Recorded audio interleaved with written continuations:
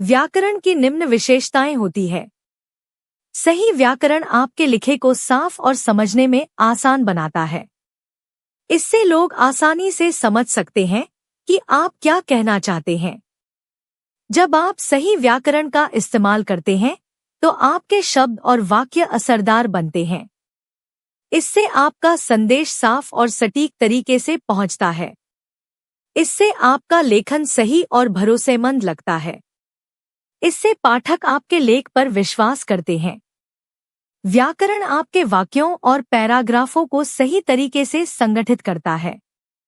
इससे आपका लेखन पढ़ने में आसान और सुव्यवस्थित लगता है। इससे आपका लेखन पेशेवर और अच्छा दिखता है।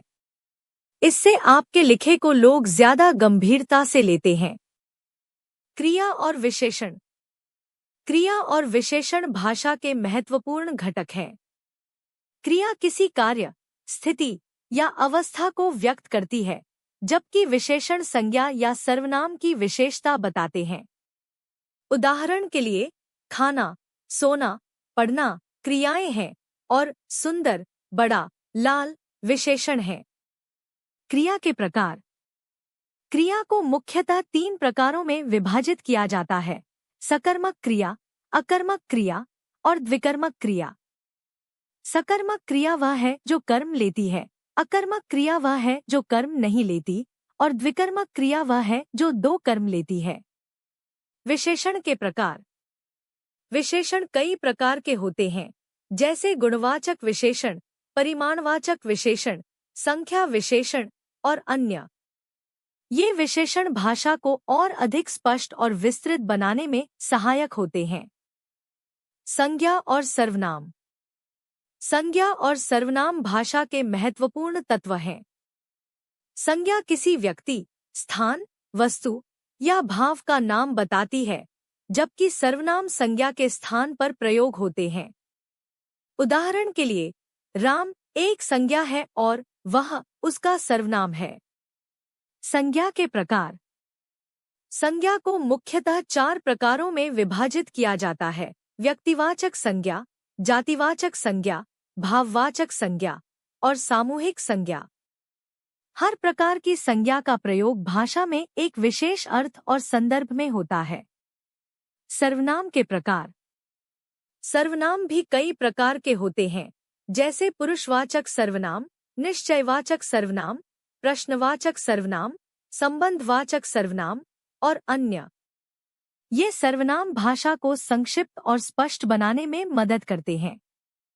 वर्ण विचार में ध्वनियों और उनके उच्चारण का अध्ययन होता है। यह भाग भाषा के ध्वनि विज्ञान को कवर करता है, जिसमें वर्णमाला के विभिन्न अक्षरों का सही उच्चारण, स्वर और व्यंजन ध्वनियों की उत्पत्ति और उनकी उच्चारण विधियां शामिल होती हैं। वर्ण और उनके प्रकार। हिंदी वर्णमाला में 52 वर्ण होते हैं, जिसमें 11 स्वर और 41 व्यंजन शामिल हैं। स्वर वे ध्वनियां हैं जो स्वतंत्र रूप से उच्चारित हो सकती हैं, जैसे अ, आ, ई, उ, री, ए, ओ।